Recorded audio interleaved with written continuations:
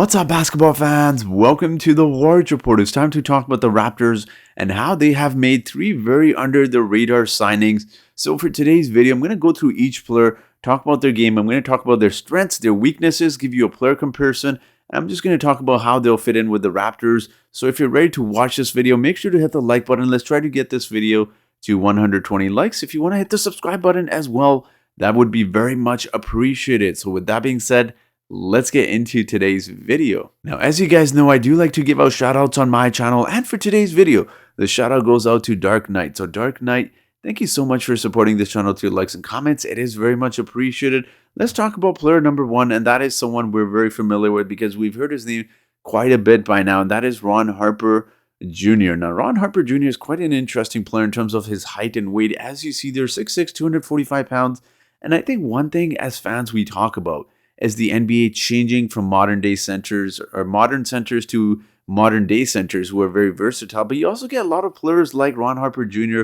in recent memory. Obviously, you see Grant Williams. You obviously can throw out the PJ Tucker comparisons as well. But it's quite interesting, obviously, being listed at 6'6" and weighing that much. I'll talk about that in just a second. But as you see there, he's 22 years old, and which kind of fits in with the frame of the Raptors and how they have been drafting recently. Outside of Scotty Barnes, Malachi Flynn and Christian Koloko were both 22 when they're drafted. So he fits in with that timeline of drafting these mature guys. He's obviously got a nice wingspan of 7 feet 1 inches. But when you talk about his stats here, his stats are pretty decent, not bad at all. Taking all things into consideration, he's averaged 15.8 points, 1.9 assists, a steal a game. He's got a pretty decent rebounding averages as well, 5.9 rebounds. Free throw percentage isn't too shabby, nearly 80% there. But what I really like about Ron Harper Jr. is that three-point percentage, because we know the Raptors desperately need three-point shooting, but particularly off the bench, and they desperately need some scoring. So he shot almost nearly 40% from the three-point line on 5.3 attempts per game, which is really impressive for someone like Ron Harper Jr. Again, you consider the size, you ideally think he's going to be a rebounding machine who won't be able to shoot that many three-point shots, but he's done an excellent job of that. And also his field goal percentage overall isn't too shabby. 44.2% is pretty nice. Now, in terms of talking about Ron Harper Jr., obviously I'm not saying he's going to be the next Paul Pierce, but what he's able to do on the offensive side is quite amazing. Now, I want to show you his strengths before I explained the Paul Pierce comparisons. Now, obviously, you look at what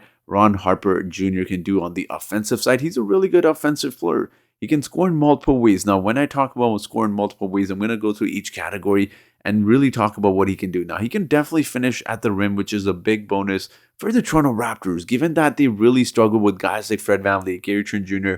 attacking the basket. And Ron Harper Jr. not only gives the Raptors a little bit more size with his 6'6" frame, he also gives the Raptors someone who can finish at the rim as well as play against physicality. So as you see there, you can combine those 2 points and really just make it into 1 point, because whenever he's attacking the basket, obviously those big men are going to be there, and he absorbs that physicality. He absorbs the physical contact and still does a fairly good job of finishing at the rim. I wish I had the stats of how well he shoots at the rims, but unfortunately I was not able to find that stat. But another thing he does great is he plays great off the ball as well, which is something a lot of college players struggle with. Ron Harper Jr. has no issue running around the court. Again, I know this comparison is one I use often, but think of a Rip Hamilton. He runs away from his defender, tries to get open, and he's obviously a good catch and shoot three-point shooter as well, which is good for the Raptors because we have guys like Pascal, Scotty, who, obviously attract a lot of attention on the offensive, and they're obviously posting up in the paint. And then you have Ron Harper Jr., who'd be a really nice fit with the Raptors if he does get a lot of minutes. And he can play, like I said, he can guard multiple positions. Given his size, his strength, he's a very physical player, which allows him to guard multiple positions. So he's a very intriguing player in terms of offensive, but he does obviously have some weaknesses as well, and those are some of the things we need to touch on. Now, some of the things Ron Harper Jr. really needs to improve on coming into the NBA, he really needs to work on his conditioning. His conditioning needs improvement. As you see there, he's a little bit on the chubby side. He needs to get into game shape a little bit better. The NBA game is a lot different than the college. He's going to get fatigued very quickly, and he needs to lose a little bit of weight and maybe add a little bit of muscle. He's also not a great athlete. He's not going to come in and soar for dunks. Don't get me wrong, he can dunk the ball. He's actually a pretty decent dunker, but he's not going to be a Terrence Ross or Norman Powell type of athlete that's just going to come in for enormous dunks. So again, you're just kind of nitpicking at some of his mistakes. He's got a lot of pluses. He does obviously have some minuses he needs to work as well. And he's not a great defender. Again, he can be physical, but he has trouble keeping defenders in front of him.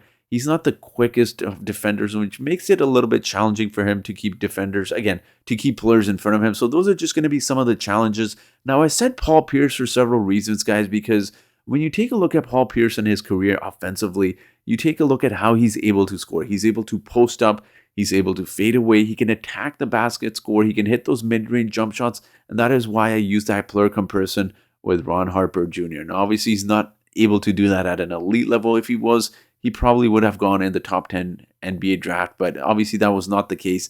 He went undrafted. He was quite angry. He tweeted out something about him going undrafted, which is good to see because that's going to light a fire under him. And obviously, the Raptors are a perfect team to develop in. Now, the only issue I would say is he's not a good defender, so will Nick Nurse actually play him? That's the question. I think he could be a really good key rotational player for the Raptors. You can play the small forward position. You can play him at power forward. At times, you can play him in different positions, which gives you a great option. He's a great three-point shooter, and he plays great off the ball because he's coming into the Raptors team that obviously has a lot of players that need the ball in their hands. So again, he'll fit in with the Raptors really nicely, and I think give it about 5-6 months from now, you're going to see a lot of videos about Ron Harper Jr. popping up about how he was the steal for the Raptors. So I think he's got a great offensive potential. He's got really nice potential. He's just going to have to work on his defense, but we'll see what happens. Now let's move on to player number 2 here. And that is Abu Kigab. And that is actually how you pronounce his name. I had to watch a couple of YouTube videos about Abu, but he's quite an interesting player. He's a Canadian kid, so it's nice to have another Canadian. He was signed to the Raptors Summer League roster. He's listed at 6'7", 220 pounds, averaged nearly 15 points per game, 5.7 rebounds, 2.4 assists, shot the ball really well from the field, 50% there. His three-point percentages could have been higher as well as his free throw percentage, but like I said, let's talk about his strengths. So Abu, when you talk about Abu, is a great athlete. He's listed at 6'7". He plays, if I had to give you a player comparison, I'm going to say something between an OG Anunoby and a Pascal Siakam. Obviously not to that level, but in terms of being able to move, he moves like Pascal Siakam, but he dunks like OG Anunoby. He really goes in aggressively for the dunk. He has great athleticism. When he goes in there, he really soars in for some dunks. You take a look at him when he's attacking the basket. He's really aggressive. He also has some pretty decent post moves as well. You'll notice with him, he pump fakes, he gets the defenders in the air, and then he has the athleticism to attack the basket. Even has a little fadeaway he shoots occasionally. He can shoot threes as well. Now, his percentages weren't great, but he has that potential to be a really good three-point shooter. I don't need to emphasize enough on how the Raptors do a good job of developing guys that cannot shoot. This has been repeated probably about 20 times in my last several videos, but the Raptors will work with him in terms of three-point shooting, and he fits in with the Raptors' position-less basketball. As you see there, he's listed at 6'7". He can guard multiple positions. He's very switchable, so he's also a really capable passer as well. Again, I wouldn't say he's a tremendous passer, but he has the potential there, and he's going to be someone that just fits in if, again, he's not on the Raptors roster, he's on the Summer League roster, so he still has to make the Raptors roster. But if he does make it, I could see him getting one of the last few roster spots, and he could really be a steal for the Raptors. I mean, he's got a lot of potential. He's a little bit on the older side. He is 23 years old. So again, those are just some of the things we need to take into consideration. But I really like Abu. I think he's got great potential with the Raptors, but with every player, they do have some questionable decision-making as well. That is something you see with a lot of young players. He's got some faults, obviously, in his game, like every player does. Again, at times he tries to do too much. There's been questions about his attitude as well. I didn't really write that down again.